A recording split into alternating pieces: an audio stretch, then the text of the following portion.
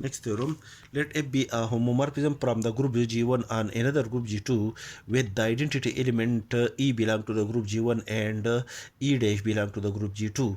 Then if H is a subgroup of the group G1 implies that F of H is a subgroup of the group G2.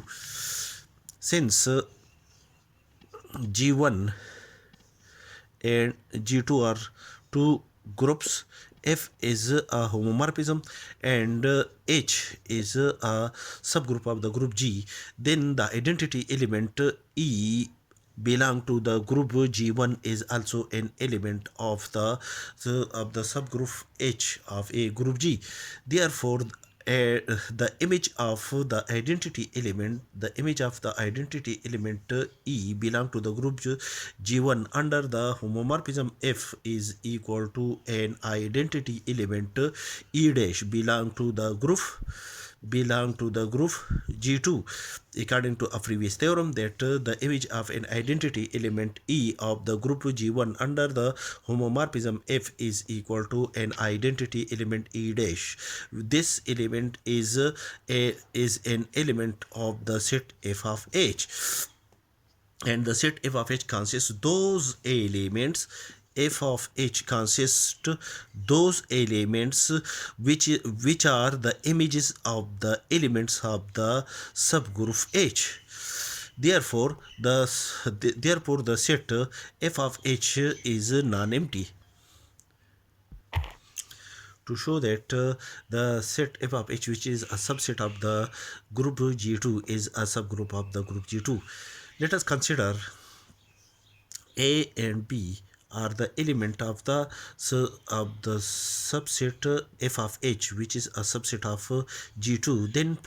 Then according to the condition of homomorphism, there exist two elements X and Y in a subgroup H of a group G1 such that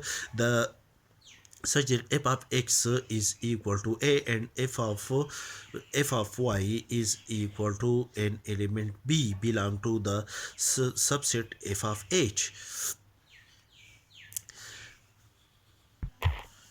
Next, AB inverse is equal to A is equal to F of X and B inverse is equal to F of Y is a whole inverse. And by a previous theorem, F of A inverse is equal to F of A is a whole inverse. Therefore, F of Y whole inverse is equal to F of Y inverse. And F is a homomorphism.